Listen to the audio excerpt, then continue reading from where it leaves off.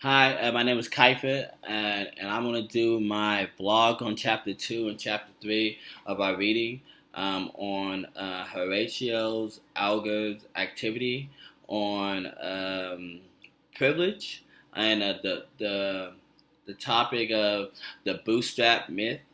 And I'm gonna kind of just talk about what my father went through. My father is an immigrant from Liberia, Monrovia.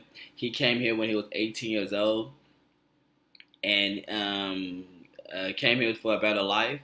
When he came here, he actually got a degree in civil engineering. Then he got his master's in project management.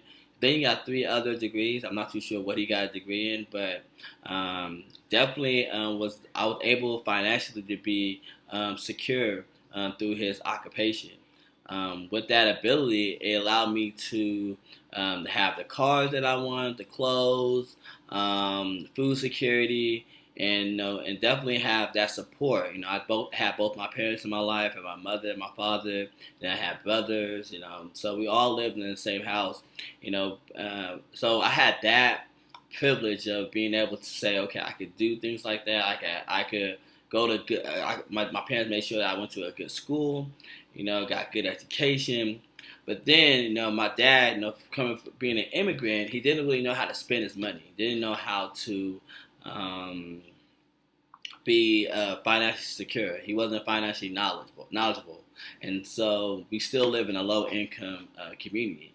And living in a low income community, it was gangs that lived in that area. We had the Crips and we had the Bloods. They all lived in the same area, and um, there will be a lot of fights. There will be gunshots. There will be people robbing and stealing. I remember when I was maybe, I think 12 or 13 years old. I remember my bike being stolen from the local restaurant. I remember riding my bike to the restaurant, parking my bike, and then went into the restaurant, came out. By the time I knew it, my bike was gone. And I remember myself chasing after the guy who who took my bike, and then later got him arrested or whatever. But I remember having those incidents and having and seeing those people being around that community. I definitely hang out with the kids in the community. I play baseball in that community. So the way I act, the way I talk, I picked it up from that area, and I would take that culture, that knowledge that I knew. I would take that back into my to the school that I went to, and a lot of times I got in a lot of fights. I got in a lot of arguments and altercation. I was very hard headed. I had a bad attitude, and so a lot. So I got suspended a lot of times. Not a lot, but I mean a few times here and there, and and so even so, my dad, so living in that community kind of like shaped the way I thought. Even though I had all these good things, my dad took care of me. I still wasn't able um, to assimilate to the school culture because of where I was living and how I saw things. And so it took me later in life to really start to understand how that goes. And so in the text, when I was reading it, I read a lot about what I was going through, different privilege that I have, privilege I didn't have. I know certain privilege that my counterparts had at my school. They had a privilege. They had vacation homes. They had investments, mutual funding, and all mutual stocks, and so my parent, like I said, my dad wasn't really, financial knowledgeable about that, and so it kind of affected me now, So I didn't really understand how to be financially stable until I got to college. Once I got to college, I understood what finances mean, what investing mean, credit score. That type of conversation wasn't given to me by my father at a young age. So now that I know that now, I'm better off to support my son, and so that helped out a lot. Also, um, being able to just be understanding about what's going on in the world, right? My dad was my both my no, I was lucky to have both my parents in my life.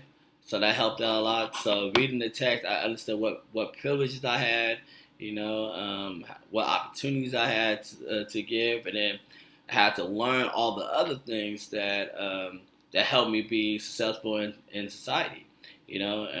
Luckily, since I had my father who did live through the bootstrapping myth of being hardworking, and he always told me his story about how he lived in Liberia and how rough it was, and how he came out here and he made everything for himself and made all these changes. And so me hearing those things allowed me to say to myself, hey, I could do it myself. No, I could do it too. It was a longer process for me to finish up and get my degree, but I ended up doing it. And now I'm in a master's program.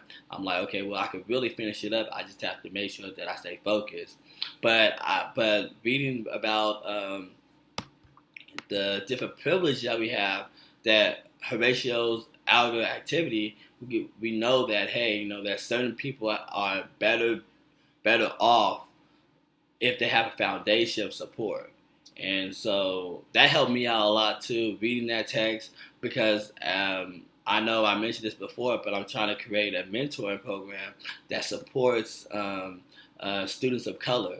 And so really understanding the foundation of where they come from, food security, clothes, and how I can mentor them, and how I can get mentors to support my mentees. And so so understanding the difference between the rich and the poor, and how American society is actually supports us culturally, right? So American society don't really support culture for African American students of color, right? We think about holidays, right? Holidays are only particular for, we have holidays for George Washington, Abraham Lincoln. We might have one African American holiday for Martin Luther King, but what about a Muslim student who's Ramadan, right? They have a whole month where they actually they fast. We don't have holidays based on that. So just really understanding, how that affects us. Also, watching that video about with Antonio Valdez, and he talked about that.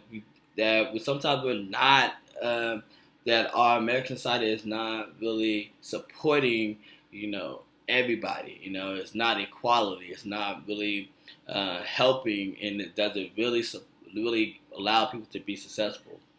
And so reading about that really helped. Let's see what else. And then I'm also going to answer.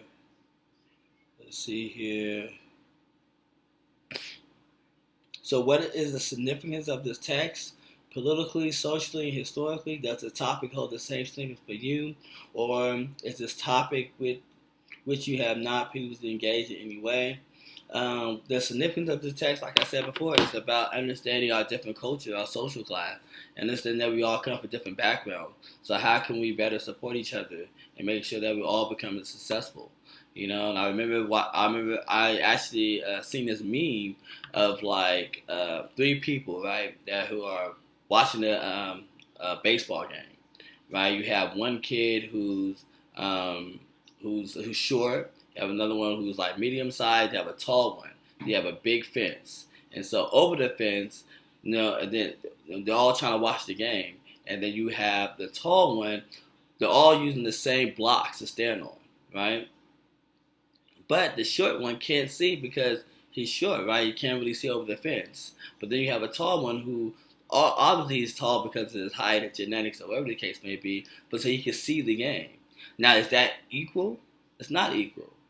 What's really equality? Equality is really making it even playing field, right? So if somebody's taller and somebody's shorter, you want to make a block taller for him so he can see the level of the game just like everybody else. You can't give everybody the same opportunities because not everybody has the same background, the same information. And so historically, and we have since the 1900s, we have been living on this idea of equality, that everybody should be able to pick themselves up from the bootstrap with the same the same efforts and the same tools, but not everybody utilize the tools the same way. And so we got to start thinking about how can one culture use it and another culture use it, and so be able to all be successful and not think. In my point of view, I see it as almost that you only think about yourself. Like I think in America we always think about what we could do for ourselves. You know what I'm saying? Like, oh, I gotta take care of myself. Forget about them. We shouldn't be. Or I did it, so you should be able to do it. And I know my father had that same mentality too, coming from Liberia. He used to say that a lot about about other cultures. Even black cultures. He will say, why this black man complaining? He shouldn't be complaining. He lived in this country. He should be able to make this money. But it's like, now that I'm a first generation child, I can see why that black man couldn't do it. It's because he didn't have the tools and didn't have the skills to do it. And we can't just point the fingers. We have to be able to help them out. And so, in order for us to improve as a society, we all have to be supportive to each other. And so my last part is how do the arguments present? Yeah. And then I think I kind of, and then how do the arguments presented relate to your own experiences? I kind of talked about that already, right? So how does understanding the bootstrap method, how does it help us? How does it benefit us? Um, so, based on my experience, that my father and my mother, they came out here from Liberia, and they did pick this up on the bootstrap, but not everybody had that same opportunity. Not everybody had the same tools. I just want to bring up this last point before I end the video, is that I was thinking about this earlier, and I have a student who wants to learn how to play chess. And me and was having this conversation, and I said, yeah, no, I'll teach you how to play chess, no problem. Come to my office Friday, around 2 o'clock or whatever. We'll learn how to play. I'll teach you how to play chess. And I think life is like that. Life is a lot like that because, how can you? Life is like chess. How can you play life? How can you play the game of life if you don't know the rules, right? So that for my students, how can he play chess and he doesn't know how to play? Doesn't know the rules of the game. And so in life, we have to know the rules of the game. We have to know how to stay financially secure, how to get a good job, how to communicate with somebody. But that's all taught while we're children, right? While we're kids. If we don't get taught that, then we can't beat the game in life. And so we have to be able to teach our kids at a young age about the rules of chess, about the rules of the different tools of how to be successful. And so, in my point of view, that in order for anybody to be successful, you got to start at an early age and get them all the same tools and the opportunities and give them the rules at an early age. Doesn't matter what culture or background. All right, and that's my video. Thank you.